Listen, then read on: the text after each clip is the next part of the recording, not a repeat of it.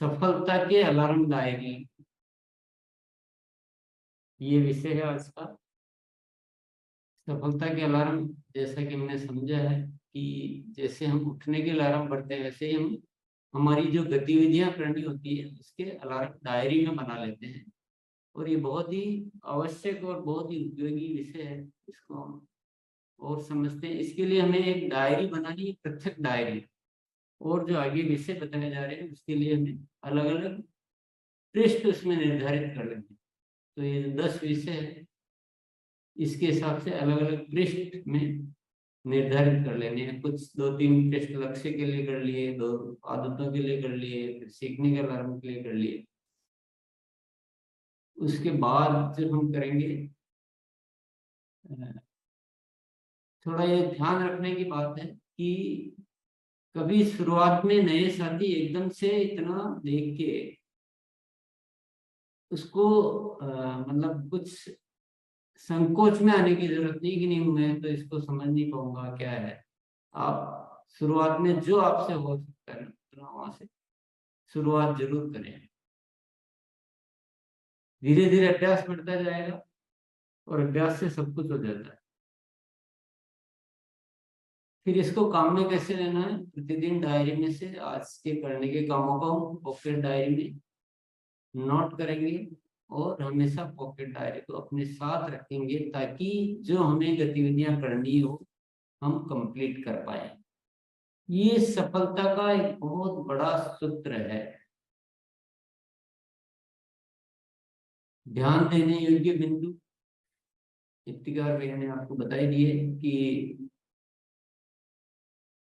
अभियान की ग्रोथ के लिए आवश्यक गतिविधियां जो भी हमें लगता है, जब भी हम सुन रहे हैं सीख रहे हैं तो नोट करते रहें।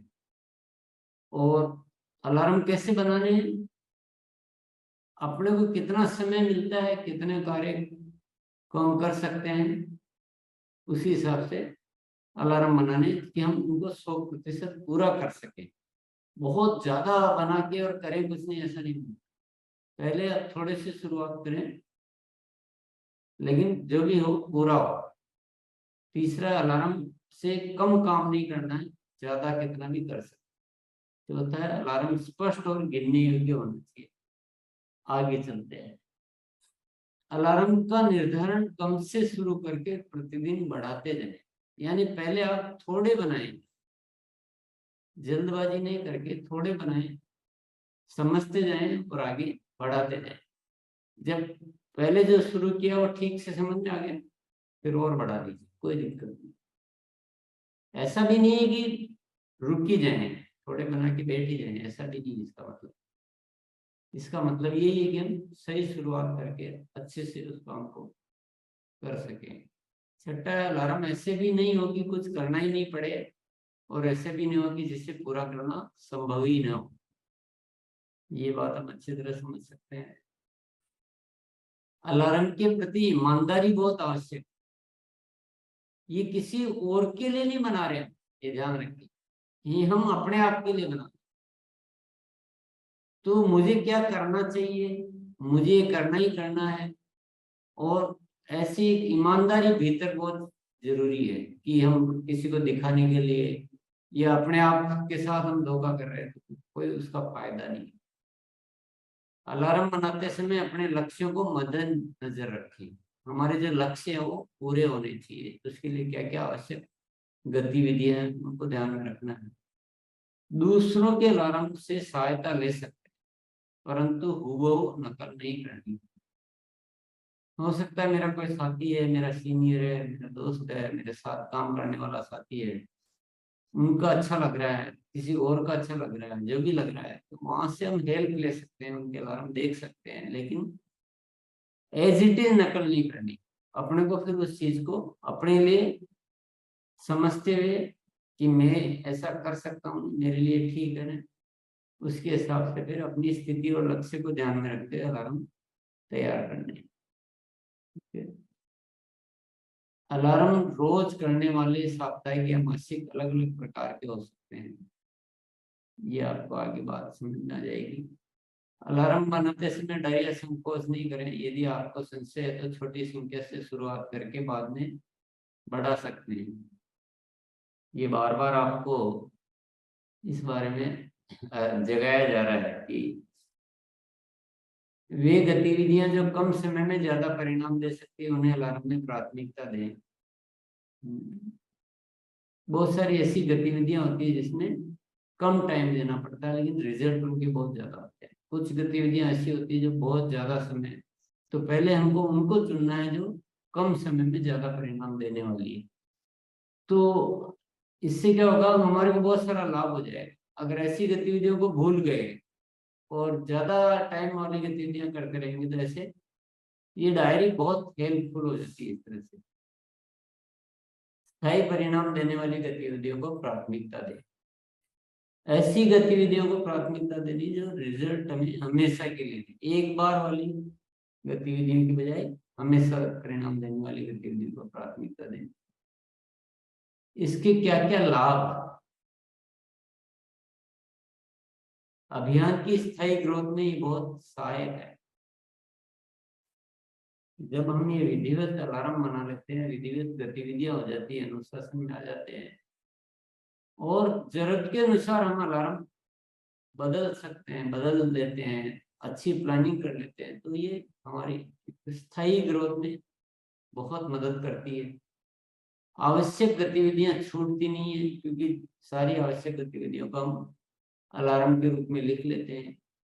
कार्य क्षमता का विकास, जब गतिविधियां नहीं छूटती है, और अब उदाहरण के लिए मान लीजिए मुझे आज किसी को फोन करना था, बात करनी थी या मिलना था, और जब मिलना था मैं मिल लिया तो उसके रिजल्ट आ जाएंगे। और जब मिलना था भूल गए, बात करनी थी भूल गए, तो भूल गए तो क्या होगा, रिजल्ट हमारे कम आएंगे। तो यानी हमारी वर्किंग कैपेसिटी बढ़ जाती है, लक्ष्य तक पहुंचना संभव हो जाता है। जो हमारे लक्ष्य हैं उनको हम आराम से अचीव कर सकते हैं इनके माध्यम से। समय का सदुपयोग हो जाता है क्योंकि हम अपनी वेल मैनेज प्लानिंग अच्छे तरीके से हम सब कुछ करके और सारा जो समय हमें मिलता है उसका सदुपयोग कर सकते हैं। हमें कभी ये नहीं कि मेरे पास टाइम तो है लेकिन पता नहीं मुझे क्या करना है, तो ध्यान ही नहीं आ रहा है। लेकिन जब आपके पास डायरी होती है तो आप हर समय देखकर उस टाइम पे क्या करना है आप पूरा टाइम का यूज कर सकते हैं। तनाव से मुक्ति, जब व्यवस्थित होता है, सब कुछ लिखा हुआ है, तो ये डर नहीं रहता है, टेंशन नहीं रहता है कि हमें कुछ छूट नहीं जाए, कुछ भूल नहीं जाऊं, कुछ ये करना कुछ वो करना। तो एक अव्यवस्थित टेंशन पैदा करता है। लेकिन जब हम सिस्टमेटिक हो जाते हैं, नोट हो जाता है, तो पूरा तनाव हमारा रिलीज हो जाता है और हम बहुत ज्यादा अच्छा काम कर पाते हैं। सीखने में सहायक है और अनुशासित टीम बनाने में सहायक। जब हम ये डायरी अनुशासन से बनाते हैं, फिर धीरे धीरे टीम को भी हमेशा सिखाते हैं, तो अनुशासित टीम बना पाते हैं। जब तक हम अनुशासित टीम नहीं बनाएंगे तब तक हम बड़ा कार्य नहीं कर सकते। और अनुशासित टीम जब तक नहीं बना सकते जब तक हम उनकी गतिविधियों को उनके अलार्म डायरी में नोट नहीं करा, क्योंकि हमें पता ही नहीं चलता कौन क्या करने वाला कौन क्या नहीं करने वाला। तो ये बहुत ही बेहतरीन तरीका है और ऊर्जा में वृद्धि। तो ये बहुत सारे लाभ है इसके सफलता के अलार्म डायरी के। कुछ उदाहरण से समझ लेते हैं। अभी तक हम थ्योरी समझ रहे हैं, कुछ उदाहरण से समझ लेते हैं कि कैसे बनानी। ये कुछ उदाहरण है, पूरा आपका एज इट इज आप ही के लिए है ऐसा जरूरी नहीं है। आपको जितना अच्छा लगता है उसमें से आप यूज कर सकते हैं, लेकिन आपको समझना है। मैंने तो केवल उदाहरण यहाँ लिखे हैं, उदाहरण दिखा रहे हैं। जैसे मान लीजिए आपने लिख लिया कि मैं प्रति माह 25% ग्रोथ करूंगा, 50% ग्रोथ करूंगा, तो आपका एक लक्ष्य हो गया। मैं प्रतिदिन 1000 से ज्यादा पीवी के प्रोडक्ट शेयरिंग करूंगा। मैं अपनी हर ज्वाइनिंग को एक माह में 10 से ज्यादा ज्वाइनिंग में परिवर्तित करूंगा।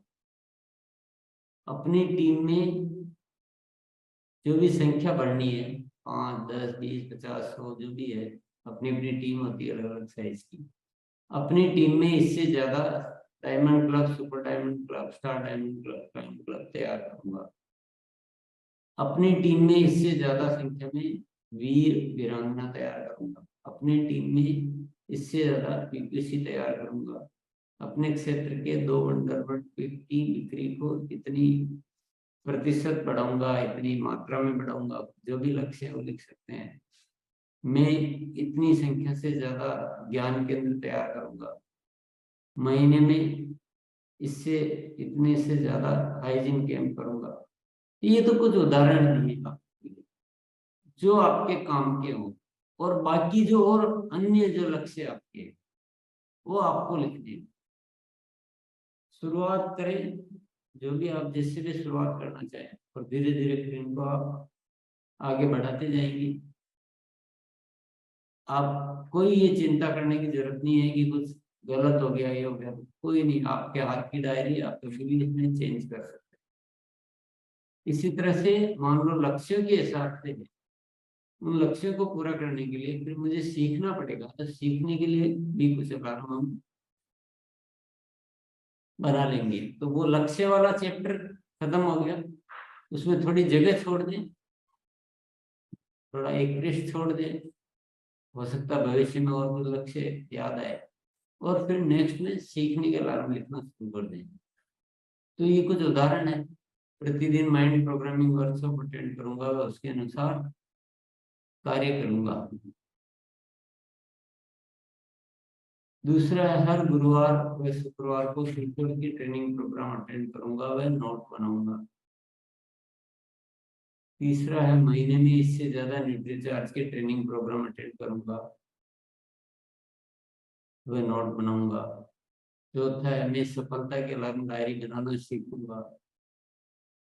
पांचवा अभियान प्रचार का नया तरीका सीखूंगा। छठा है प्रतिदिन 2 से ज्यादा प्रोडक्ट वीडियो देखूंगा। सातवां है मैं अपने कार्यों का मूल्यांकन करना सीखूंगा।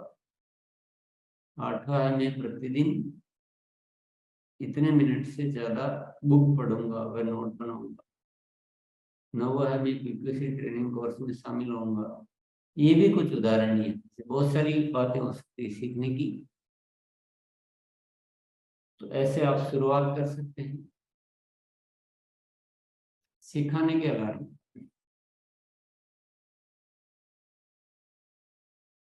जिनकी टीम होती है, जिनकी अभी टीम बड़ी नहीं है, पहले वो इस विषय को भी छोड़ सकते हैं। जब टीम हो जाती है, 10-20 साथी हो जाते हैं, उससे ज्यादा हो जाते हैं, तो फिर हमें उनके सिखाने की जरूरत पड़ती है। क्योंकि सिखाना भी बहुत जरूरी है, सीखना भी बहुत जरूरी है। तो सिखाने में हो सकता है कि मैं प्रतिदिन इससे ज्यादा साथियों को अभियान प्रचार की ट्रेनिंग दूंगा। मैं प्रतिदिन इससे ज्यादा साथियों को बेक फाइल डेमो आदि तैयार करूंगा। मैं प्रतिदिन इससे ज्यादा साथियों को फॉलोअप की ट्रेनिंग दूंगा कि फॉलोअप कैसे करना चाहिए। मैं प्रतिदिन इससे ज्यादा साथियों को सफलता की अलार्म डायरी बनाना सिखाऊंगा। मैं प्रतिदिन इससे ज्यादा साथियों को होम मीटिंग कहना सिखाऊंगा। तो ऐसे कुछ सिखाने की बहुत सारे विषय रहते हैं सिखाने के। तो ऐसे और भी बहुत सारे विषय हो सकते हैं। प्रोडक्ट शेयरिंग के अलार्म, अलग अलग चैप्टर चल रहे हैं, सीखने के विषय, फिर सिखाने के विषय, अब ये प्रोडक्ट शेयरिंग के विषय। तो सबके लिए थोड़े थोड़े पृष्ठ छोड़ते जाएं। प्रोडक्ट शेयरिंग के अलार्म में मैं अपना बैग तैयार करूंगा, वह हमेशा उसको तैयार रखूंगा। ये उदाहरण है। दूसरा, प्रोडक्ट के परिणामों के उदाहरण की फाइल व वीडियो तैयार करूंगा, वह प्रति सप्ताह उनको अपडेट करूंगा, यानी उनको नया नया भी बनाता रहूंगा या तैयार करता रहूंगा। तीसरा है प्रोडक्ट डेमो किट तैयार करूंगा। चौथा है प्रतिदिन 2 से ज्यादा नए व्यक्तियों से मिलूंगा। पांचवा है एक दिन पहले मिलने के लिए लिस्ट तैयार करूंगा। छठा है प्रतिदिन 2 से ज्यादा पुराने यूजर से संपर्क करूंगा। तो ये एक पूरा ट्रेनिंग का विषय अलग रहता है, प्रोडक्ट शेयरिंग का विषय जब चलेगा उसको भी हम जब समझेंगे तो उसमें से ऐसे हम अलार्म बना सकते हैं। यहाँ सारे नहीं दे रहे हैं, उदाहरण नहीं दे रहे हैं कुछ ही। ये एक बात और समझ लें हम, अलार्म में प्रतिदिन करने की गतिविधि भी हो सकती है, या सप्ताह में इतनी बार करने की भी हो सकती है, या महीने में इतनी बार करने की भी हो सकती है। जरूरी नहीं कि रोज की ही हो। तो ये चुनाव आपको करना है। उदाहरण के लिए कोई अलार्म ले सकता है कि मैं प्रतिदिन 1000 प्लस पीवी की प्रोडक्ट शेयरिंग करूंगा।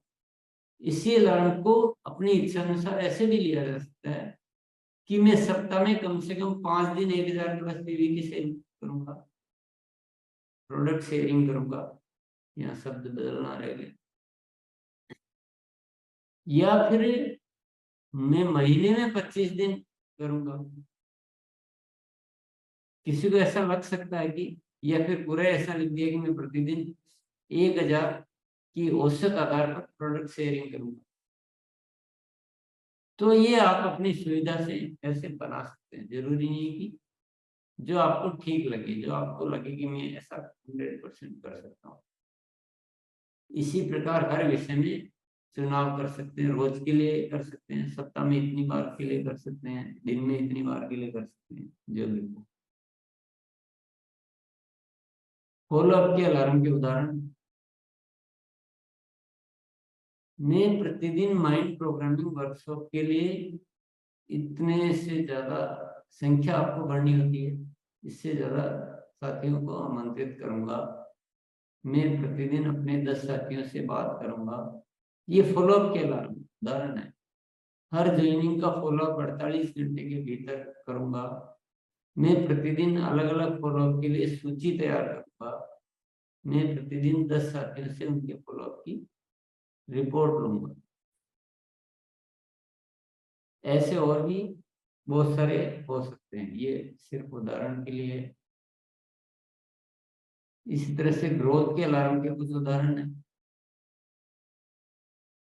प्रति सप्ताह इससे ज्यादा होम मीटिंग करूंगा। प्रति सप्ताह इससे ज्यादा ज्ञान केंद्रों पर मीटिंग करूंगा। नई ज्वाइनिंग को 1 से 10 में परिवर्तन करने पर कार्य करूंगा। टीम में पीक्यूसी डायमंड क्लब या बड़े क्लब लिटरेचर आदि की संख्या में बढ़ोतरी पर कार्य करूंगा। ये संख्या मैंने नहीं लिखी है क्योंकि आपको संख्या लिखनी होती है, तो ऐसे सब्जेक्ट लिख दिया केवल। हरित संजीवनी तुलसी पेंट आदि की संख्या में बढ़ोतरी करूंगा। प्रति सप्ताह अपनी टीम के साथियों से काउंसलिंग करूंगा। तो जो जो ग्रोथ के लिए आवश्यक गतिविधियां हैं उसके अलावा आप इसमें बना सकते हैं। काम करने का सही तरीका, ये तो हो गया अलार्म। अब आ गया नया अध्याय, काम करने का सही तरीका। तो जब जब भी हम सीखते हैं सुनते हैं तो काम करने में क्या ध्यान रखना चाहिए, वो ये बातें। पहला है, सीखते समय जनरल डायरी में नोट्स बनाकर बाद में आवश्यक बिंदुओं को फाइनल डायरी में नोट। तो ये जो डायरी बनानी है ये हमें अलग रखनी है। और जब हम जैसे अभी सुन रहे हैं या कभी भी सुन रहे हैं, सीख रहे हैं, उस समय जनरल डायरी में नोट, सीधा डायरेक्ट फाइनल डायरी में नहीं लिखना है। क्योंकि जनरल डायरी में बहुत सारी बातें आ सकती है, मिक्स हो सकता है, पहले हो सकता है वो बात आ चुकी हो, वो भी हो सकता है। इसलिए हाथों हाथ फाइनल डायरी में नोट नहीं करना है, उसको बाद में, क्योंकि फाइनल डायरी बहुत व्यवस्थित होनी चाहिए। तो ये हमेशा ध्यान रखना। दूसरा, प्रतिदिन करने योग्य कार्यों को पॉकेट डायरी में नोट करूंगा और पूरा करूंगा। ये बातें भी आप अपनी डायरी में लिख सकते हैं, लिख लेंगे तो अच्छा रहता है। फाइनल डायरी को समय समय पर बदलता रहूंगा, वह अपनी डायरी को दिखाने योग्य बनाऊंगा। फाइनल डायरी भी जरूरी नहीं है, आपको लगता है कि थोड़े दिनों में ये थोड़ी अव्यवस्थित हो गई है तो आप उसको पूरा बदल लीजिए, नए सिरे से बना लीजिए, फ्रेश अच्छी। और ध्यान रखिए कि अपनी डायरी केवल आप अपने लिए तो बना ही रहे हैं, उससे तो काम करना ही है, लेकिन इसको दूसरों को दिखाने योग्य बनानी, ताकि हम अपनी टीम में इसको काम में ले सकें। तो बहुत अव्यवस्थित या ऐसे ही लिख लिया, कैसे भी लिख लिया, बहुत पूरी लैंग्वेज को सही तरीके से साफ सुथरी राइटिंग में व्यवस्थित लिखेंगे तो इससे क्या है कि हम टीम में बहुत इसका उपयोग ले पाएंगे, डुप्लीकेट कर पाएंगे। और लिखे हुए हर अलार्म को अनुशासन से पालन करो, तो ये काम करने का सही तरीके में नोट बनाइए। ये भी सब चीजें और भी आती रहेगी इसमें। फिर नेक्स्ट जो अध्याय आएगा वो मूल्यांकन का है।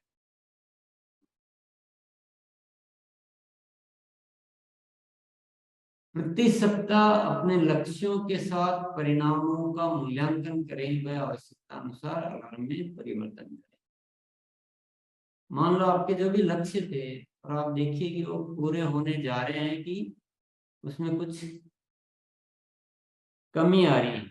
अगर पूरे होने जा रहे हैं तो बहुत बढ़िया है, उन्हीं अलार्म पे और आप अच्छी तरह से, और आपको लगता है कि नहीं थोड़ी सी कमी रह रही है तो अब क्या क्या करना चाहिए उसको समझकर अपने अलार्म में परिवर्तन करें। ये सब विषय आपको और भी अच्छी तरह से हम सीखेंगे, सिखाए जाएंगे।